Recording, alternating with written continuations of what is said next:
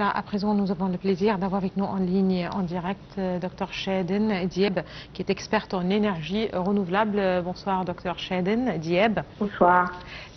Justement, quand on parle de l'énergie nouvelle et de l'énergie renouvelable, beaucoup s'interrogent sur l'impact que pourrait avoir la transformation vers cette énergie dans notre quotidien. Il faut dire qu'aujourd'hui, la transition énergétique, c'est une étape très importante dans ce qu'on appelle l'indépendance énergétique. C'est-à-dire quoi? C'est-à-dire si on est dépendant d'une source d'énergie, un problème qui arrive par rapport à une source, à cette source énergétique peut avoir un impact sur la vie quotidienne, sur les prix, sur aussi la sécurité énergétique par rapport aux consommateurs. On voit ça, si on prend un exemple, ce qui s'est passé en France, en Europe, pendant le conflit ukrainien et russe. Quand c'était éclaté, le prix du gaz a augmenté. Et il a menacé un petit peu, il faut dire, la sécurité énergétique, ce conflit-là, et permis par la suite que les prix ont augmenté. Et pour ça, il y avait une réflexion importante de dire il faut vraiment réfléchir sur l'investissement sur d'autres sources d'énergie, renouvelables ou autres, qui peut être simplifié aussi à l'exemple d'autres pays qui sont riches en énergie solaire comme en Égypte ou l'Afrique du Nord, qui permettront par la suite d'avoir une indépendance énergétique et diminuer le risque par rapport à la sécurité énergétique. Pour un pays comme l'Égypte,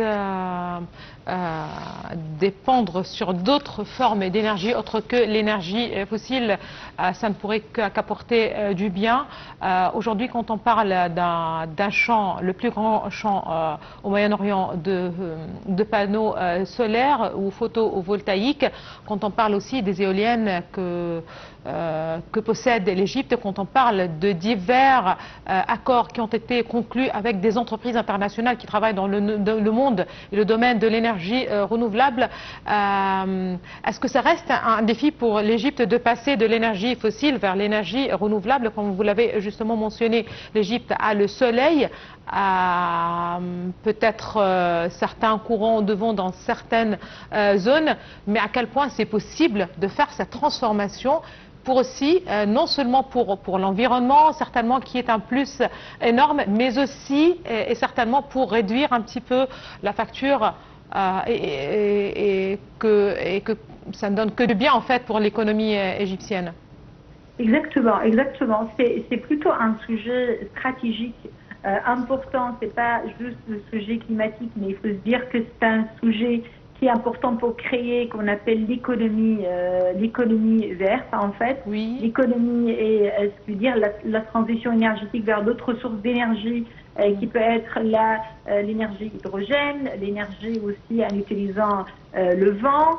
Parce que aussi on voit les éoliennes sur aussi en Égypte qui est très riche par rapport à cette source d'énergie, l'énergie photovoltaïque. Le mix énergétique il est très important qui va permettre aussi à l'Égypte d'assurer son indépendance énergétique et pas plutôt s'appuyer sur une seule source d'énergie, mais il va avoir aussi un impact positif par rapport aux consommateurs qui lui permet par la suite de varier les sources d'énergie et réfléchir sur d'autres moyens économiques et rentables pour le gouvernement aussi, pour réduire la facture énergétique et en même temps permettre d'avoir une transition durable. Et pour ça, l'important reste, c'est plutôt les transitions énergétiques, il faut aussi des investissements. Et aussi des technologies qui permettront par la suite d'assurer la réussite vers cette transition. C'est l'investissement. Est-ce que c'est un grand défi parce que ça a un coût, comme vous venez de le préciser? Exactement. On voit aujourd'hui que même dans les pays développés, les pays en fait européens, on réfléchit toujours sur les investissements énergétiques par rapport aux sources d'énergie renouvelable et comment utiliser ces investissements à moyen long terme, parce que il ne faut pas s'attendre tout de suite à un retour d'investissement assez rapide, mais plutôt un retour d'investissement qui peut être amorti sur plusieurs années. Et en même temps sécuriser les réglementations et les lois stratégiques nationales qui permettent en fait à investisseurs et en même temps qui peut être semi-public ou semi-privé, comment ça se passe des fois en Europe, parce qu'il y a, on appelle en fait, c'est vraiment le partenariat BPP, qui permettront par la suite de sécuriser ces investissements et qu'il y aura un impact social et économique et en même temps environnemental à moyen long terme. Parfait, merci beaucoup à vous, Dr Chedden. Vous êtes expert en énergie renouvelable. Merci beaucoup de vos précisions.